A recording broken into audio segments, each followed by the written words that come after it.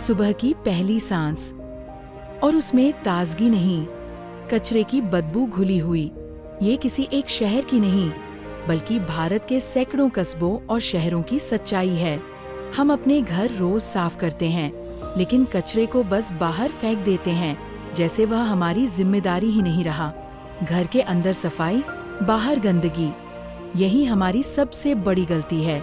सच ये है कि कचरा कभी गायब नहीं होता, वह बस हमारी नजर से दूर हो जाता है और फिर किसी न किसी रूप में वापस हमारे पास ही लौटता है।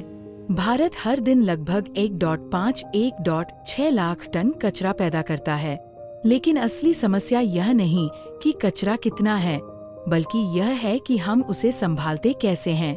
इस कचरे का बड़ा हिस्सा बिना अलग किए सीधे डंपिंग ग्राउंड में चला जाता है, जहां वह सालों तक जमा होकर पहाड़ बन जाता है, जैसे गाजीपुर लैंडफिल और देवनार डंपिंग ग्राउंड।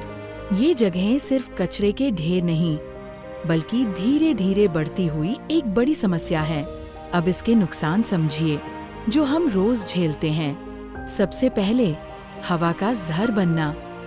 जब गीला और सूखा कचरा मिल जाता है, तो वह सड़कर मीथेन गैस बनाता है, जो बहुत खतरनाक होती है। यही गैस कचरे में आग लगने का कारण बनती है। कई बार ये कचरे के ढेर हफ्तों या महीनों तक जलते रहते हैं और उनका धुआं पूरे शहर में फैलता है।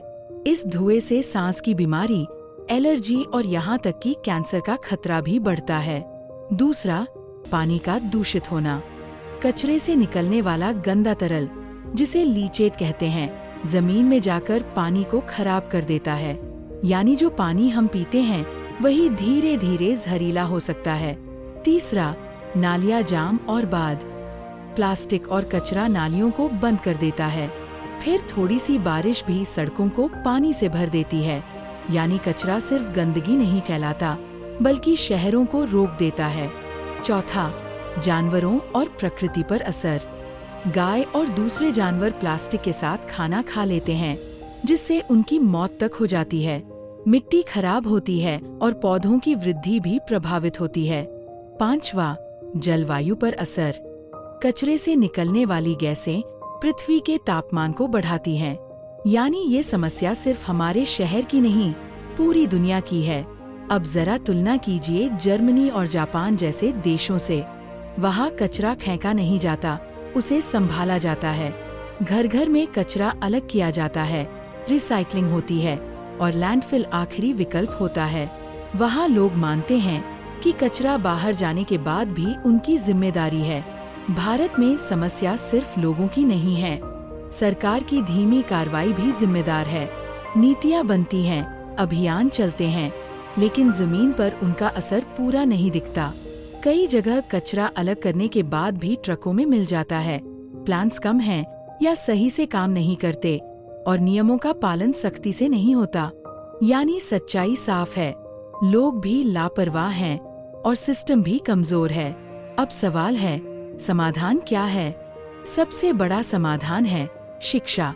अगर स्कूलों में कचरा प्रबंधन को अनिवार्य, मैंडेटरी बना दिया जाए और बच्चों को सिर्फ पढ़ाया नहीं बल्कि रोजाना सिखाया जाए, जैसे गीला और सूखा कचरा अलग करना, कंपोस्ट बनाना, तो आने वाली पीढ़ी इस समस्या को बदल सकती है।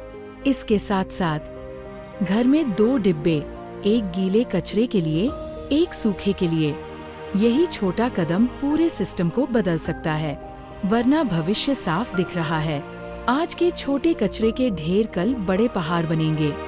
हवा और खराब होगी, पानी और जहरीला होगा और शायद एक दिन हमें साफ हवा भी खरीदनी पड़े। तो अब एक सीधा और चुभता हुआ सवाल, क्या हम अपने बच्चों को साफ भारत देना चाहते हैं या कचरे के पहाड़ विरासत में छोड़ना चाहते हैं?